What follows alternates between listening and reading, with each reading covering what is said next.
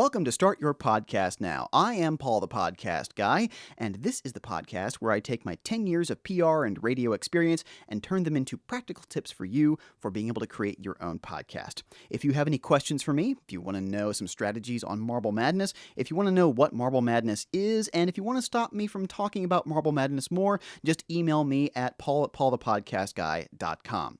And this week's episode is brought to you by Marble Madness. If you don't remember this game, well, it's back, as long as you can find an old arcade cabinet that can still run the thing, and you don't mind using a trackball the size of a cantaloupe to play it, because that's basically how you control the thing. Marble Madness. Google it.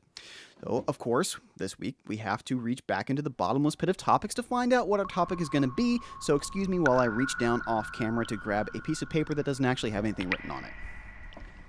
Okay, let's see what we got here. Just bend down. Okay, let's take a look here. Why are you wearing the same shirt as last time? Well, that's actually a good point I want to bring up here. Why am I wearing the same shirt as last time? For those of you who are just listening and not watching, I am actually recording these back to back because, well, my wife is due with our first child any day now. Kind of more important than you guys. I'm sorry, I don't mean to phrase it that way, but, well, I kind of do. I may be called away to the hospital at any moment, and I really would very much like to not miss a podcast, because as I've talked about, consistency is key. But taking care of my wife and my daughter, pretty darn important. In fact, I would say the most important things in my life. So before I move on, though, I do kind of need to get a real actual topic bottomless pit of topics. You think you can throw one up for me? So while the bottomless pit of topics is trying to figure out what the heck we're going to be talking about today, allow me to read today's inspirational quote that doesn't suck. This comes to us from Bryant McGill. No, I don't know who that is either. Giving is the master key to success in all applications of human life. That's a really good one. Okay, well, I know they don't suck, but sometimes they knock it out of the park, too. So don't mean to put you on the spot here, bottomless pit of topics, but do you have something for me that maybe ties into this? All right, I'll be down in a second. Okay. All right. Oh, so it does tie in. Choosing a charity. This is one of the great lessons that I learned when I was still in radio, which is if you're going to be in broadcasting and you're going to have a public face, you need to have a pet charity that you promote. Now, I know what you're thinking. This may not be a good idea because people are just going to see you as doing it just for publicity's sake, but I'm going to take a counter view to that. I think that it's actually more incumbent upon people who are in the public eye to have something that they support, because you as a celebrity, if you have people who are following you, you are able to put a spotlight on that charity in a way that nobody else really can. So in addition to doing the giving money and giving of time, giving of your public persona, if you want to look at it that way, is really, really important for a charity. Now, not everybody has done this. Of course, we found out after George Michael died that he was doing a lot of giving and a lot of work that he never talked about. And that's a really honorable thing, and I get that. You don't want to just toot your own horn and say, look how good I am, look at me, and I'm giving so much of my time and my money and my energy. But at the same time, it's a really noble thing, I think, to take fame, whatever level it may happen to be, and translate that into promoting something that you believe in. So you may be wondering, what is my pet charity? Well, it would actually be my former employer, Waterfront Rescue Mission. I worked PR for them for a year. I fell in love after I took a tour. It's a really tough thing to see homelessness and addiction in your town, but it's amazing to see when people recover and get on the other side of that, where they go from addicted to heroin to being clean, where they go from living on the streets to owning a business. And I still do a lot of work for them. I love doing it, and I find a lot of ways to be able to do it for not a lot of money, too. I love being able to tell the story about recovery. It was the thing that attracted me to working there in the first place. Now, not everybody's going to have the benefit of having worked for their pet charity, and it's incumbent upon you to find out as much about it as you can. You got to find out, is this something I want to support? What are the various things I would need to know about it? Because you act like PR when you're supporting something like that. And it was something where I went in every day and I got to see people who were making huge life changes.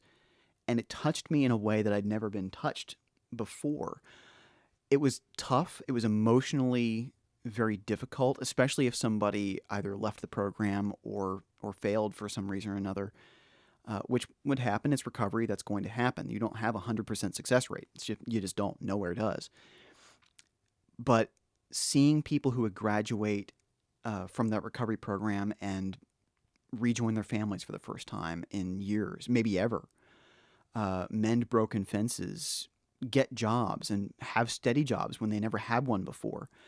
It was a pretty amazing thing, and it made me realize that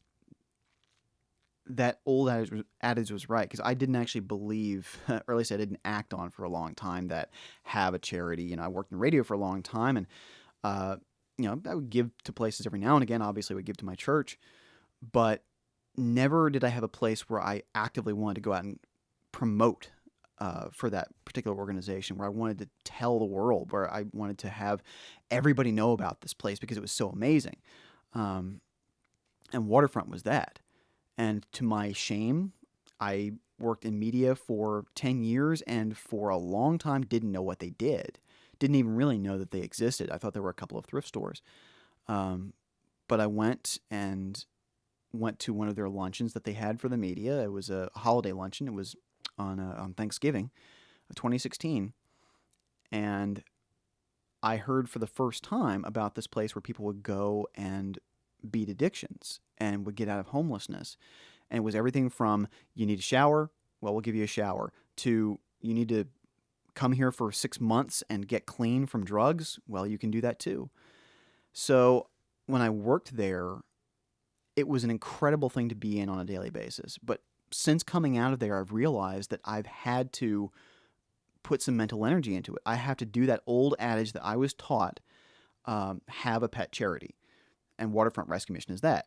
So I have no shame whatsoever in asking you to donate to Waterfront Rescue Mission, and I think you should. Go to waterfrontmission.org/donate, and I'm going to put that in the link down below and put it in the description, so you will have no excuse to not know how to get there. But have a pet charity, know a lot about it.